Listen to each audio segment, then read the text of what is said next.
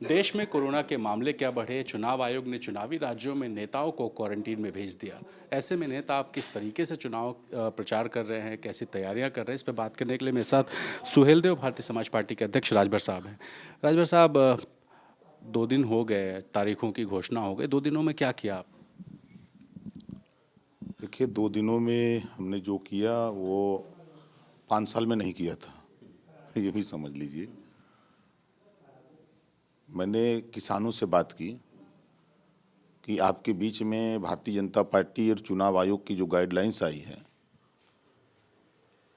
हम लोग नहीं पहुंच पा रहे हैं, क्या है?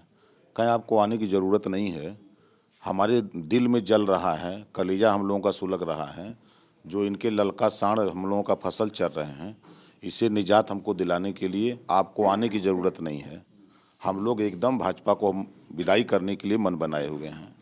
हमने कुछ गरीबों के जो नंबर थे उनसे बात किया, तो उन लोगों ने कहा कि साहब देखिए, महंगाई की मार से हम लोग परेशान हैं। वो भी वही बात कहे कि हमने कहा कि तो फिर हम तो आपके बीच तक नहीं पहुंच पाएंगे। कहाँ, हम सबको मालूम हो गया है हम लोगों को कहाँ रहना है, वोट किसको देना है, भाजपा की विदाई करनी है। फिर हमने कुछ नौजवानों से जो शिक्षक भर्ती वाले थे उनसे बात किया, तो वो तो दोनों से आगे निकले। इतने गुस्से में हैं कि वो तो कह रहे हैं कि जल्दी हमारे यहाँ अगर उधर से ना हो कि इधर हो जाता तो पहले हम लोग इधर से विदाई शुरू कर देते। फिर हमने पश्चिमी उत्तर प्रदेश में जो संगठन अपना, चाहे खंगार में, चाहे आरा, कर्कबंसी में, बंजारा में बनाया था, उधर पाल में करीब 20 नेताओं से बात किया। वहाँ जो छोटे नेता थे ब्लॉक विधानसभा के, उनसे बात किया, तो उन लोगों ने कहा कि साहब कोई दिक्कत नहीं है, हम लोग पूरी तरह तैयार हैं और प्रदेश की जनता बदलाव चाहती है। जो आप लोगों ने सरकार बना करके जनता के लिए वादा किया है और वो सबको समझ में आ रहा है कि जातिवार जनगणना 6 महीने में आप करा देंगे। घरेलू बिजली का बिल या 300 यूनिट बिजली फ्री देने की बात जो आप 5 साल कर रहे हैं, ये सब लोगों को दिल में छू रहा है। जो आप गरीबों का इलाज फ्री करने की बात कर रहे हैं, सामाजिक न्याय समिति की रिपोर्ट लागू करने की बात कर रहे हैं, इन सब मुद्दों को मतलब ये सब कुछ हुआ फ़ोन पर ही हुआ? हाँ, फ़ोन पे हमने बातचीत किया। अच्छा, 9 और 10 तारीख को वैसे शेड्यूल था कुछ पहले? हाँ, हमारा 9 तारीख को कार्यक्रम था बेलथरा बलिया में। पूरी तैयारी है। हमारी टीम गांव-गांव, परसों ही हमने गांव-गांव सबको लगा दिया कि आप इस विधानसभा में, आप इस विधानसभा में 5 आदमी के लिए जो चुनाव आयोग ने छूट दिया है, तो वहाँ कोई दिक्कत नहीं है। अपना जा कर के लोग काम भी शुरू किए। खाली आप फ़ोन कॉल ही कर रहे हैं कि कुछ लैपटॉप वगैरह से जूम मीटिंग वगैरह भी आपके शेड्यूल है? नहीं है, शेड्यूल है। हम आपको 12 बजे के बाद दिखाएंगे। अभी ताज होटल में आज का वो कार्यक्रम है, उससे करके आएंगे, तो फिर हम बैठेंगे वहाँ ऑफिस में। राजभर साहब, एक चीज़ समझ नहीं आता, शहरी वोटर आपका मूल वोटर नहीं है। आपका मूल वोटर बसता है गांव में, पिछड़ी जाति का है, लैपटॉप चलाना नहीं आता, मोबाइल चलाना नहीं आता, ऐसे लोगों से कनेक्ट कैसे कर पाएंगे आप? देखिए, शहर के लोग वोट वोट बहुत कम देते हैं। पहली बात, शहर के लोग उस दिन वो पिकनिक मनाते हैं, सो जाते हैं, वोट देने नहीं जाते हैं। गांव देहात के लोग, उनके बीच में हम लोग बराबर चुनावी मूड में रहते हैं। उनको घर घर हम लोगों ने जा कर के उनको रैलियों में, जनसभाओं के माध्यम से उनको बता चुके हैं। सब लोग परिपक्व हैं। अब तो मोहर लग गई है कि कौन वोट किसको मिलेगा। पहले यदि अभी तो टिकट भी नहीं घोषित किया है, नाम नहीं आए हैं, आप अपनी सीट घोषित नहीं कर रहे हैं कि गठबंधन में कितनी मिलेगी, और अभी से लोगों ने तय कर लिया। नहीं, देखिए, पहले कृषि प्रधान देश था, अब जाति प्रधान देश है। आप किसी से पूछेंगे कि समाजवादी पार्टी का कैंडिडेट, उसको किसका वोट मिलेगा, तो पहले वो कहेगा कि अहिर का वोट मिलेगा, दूसरा कहेगा मुसलमान का वोट मिलेगा, तीसरा कहेगा राजभर का वोट मिलेगा। कैंडिडेट अपनी जाति का वोट लेगा, 4 वोट तो हो गया, अब उस पर कौन रोकेगा उसको। उसके बाद जो सरकार के जो रिएक्शन का है, जो इनके योगी मोदी के ललका साण वाला जो है, उसका जो रिएक्शन का वोट समाजवादी पार्टी को मिलेगा। आप किसानों के खिलाफ नहीं बोल रहे हैं कि कृषि प्रधान देश नहीं रहा, जाति प्रधान हो गया है? नहीं, हम भी किसान हैं। पहले ये कृषि प्रधान देश था, आज तो जाति प्रधान देश हो गया है ना। जातियों के नाम पर तवज्जो हो रही है, जातियों के नाम पे सम्मान, जातियों के नाम पे अपमान हो रहा है ना।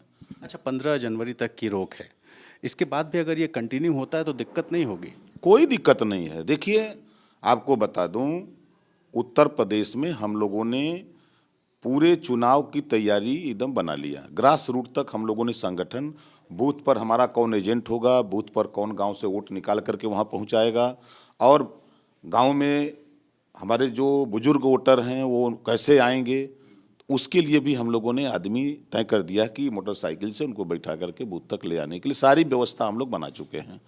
तो फिर और काम बचा क्या है? वैसे चाहते क्या है 15 के बाद, रैलियों की अनुमति मिले या ना मिले? देखिए, चुनाव आयोग, हमको तो शंका उसी दिन हुई जब पीएमओ दफ्तर इनको तलब किया गया। भारतीय जनता पार्टी अपनी कमजोरी छुपाने के लिए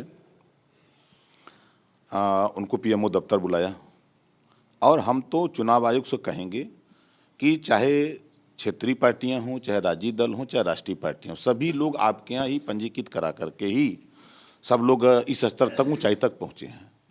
तो आज अगर हम बड़ी पार्टी की बात करें, भारतीय जनता पार्टी की बात करें, कांग्रेस की बात करें या राष्ट्रीय पार्टी की बात करें, तो वर्तमान में जो भारतीय जनता पार्टी है वो तो देश बेच करके रुपया इकट्ठा कर ली है, वो तो एलईडी लगा देगी।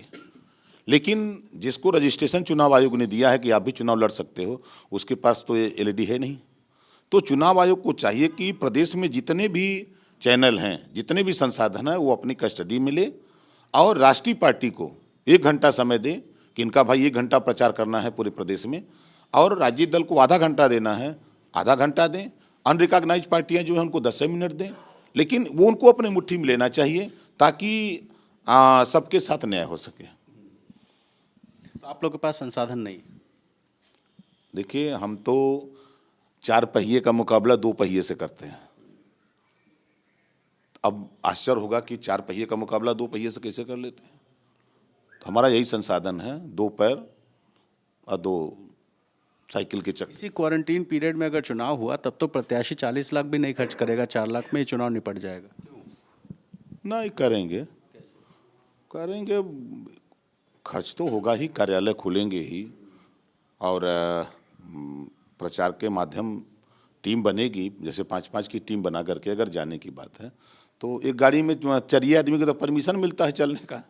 चुनाव आयोग का जो परमिशन मिलता है 4 लोगों का मिलता है, तो ऑलरेडी 5 का भी कह ही रहे हैं, तो गाड़ियाँ तो चलेंगी। ये आपकी बैठक चल रही है क्या कुछ पार्टी को लेकर के? ये हमारे साथी उसी संबंध में आए हुए लोग हैं, उन्हीं सब चीज़ों को दिन भर हम यहाँ वैसे बैठ करके हम सुबह 10 बजे से लेकर के रात 9 बजे तक हम लोग बातचीत करते रहते हैं। अच्छा राजभर साहब, इससे अलग एक हट के सवाल, बीजेपी ट्वीट करके कह रही है कि जो राम को लाए हैं इस बार सरकार उन्हीं की आएगी।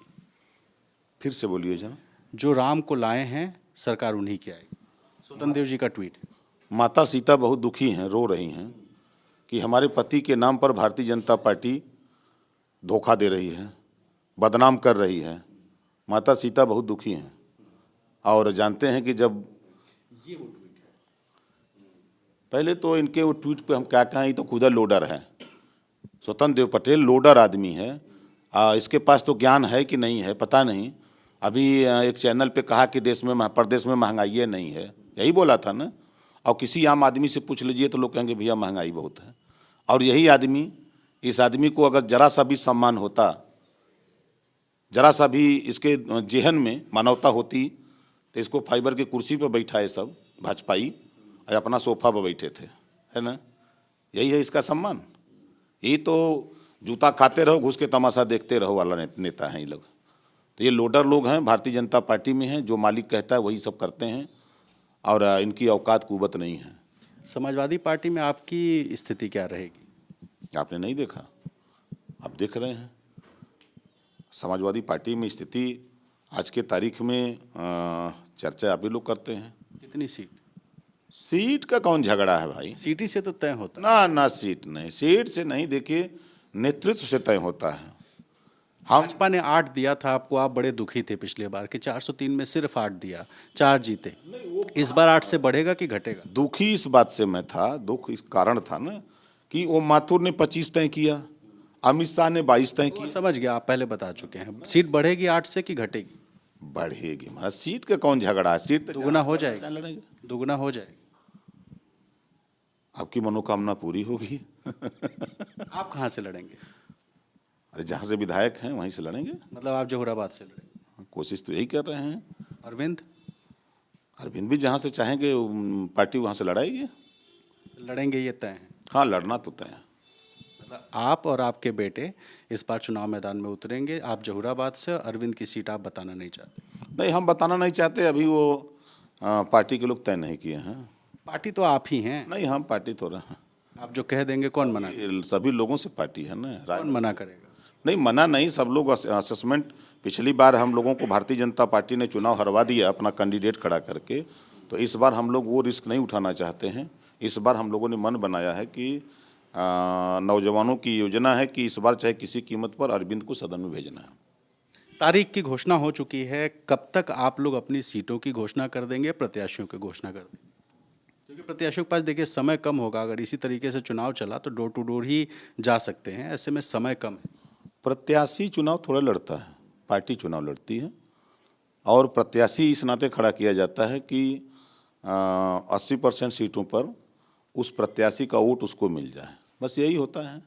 और तो सारी बातें तो पहले ही बूथ पर एजेंट कौन होगा, हमारा वोट कौन ले आएगा गांव से, सारे सिस्टम बना लिए जाते हैं पहले ही।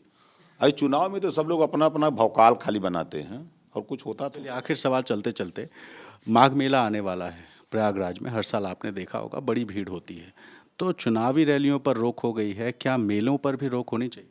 अब तो इसको चुनाव आयोग को संज्ञान में लेना चाहिए।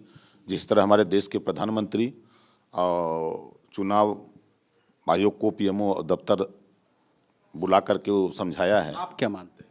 नहीं, हम तो मानते हैं उस पर रोक लगनी चाहिए। वहाँ भी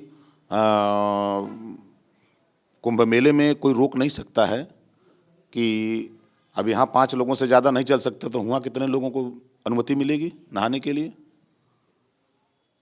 तो अगर उससे निजात पाना है तो देखिए, हम लोगों ने देखा कि जैसे उत्तराखंड में रोक के बाद भी वहाँ लाखों लोग इकट्ठा हो गए, तो आस्था से जुटे हुए लोग हैं, तो स्वाभाविक है कि जब चल देंगे तो चल देंगे, वहाँ कोई रोक नहीं सकता है। तो इस नाते अब उसकी व्यवस्था सरकार कैसे करती है, चुनाव आयोग कैसे करता है, अब उनके ऊपर निर्भर करता है ना।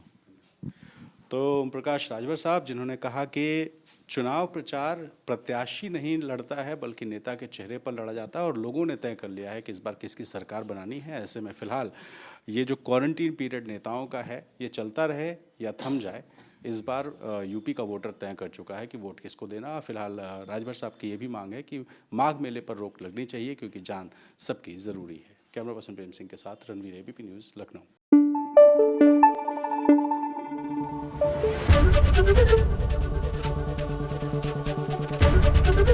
एबीपी न्यूज़ आपको रखे आगे।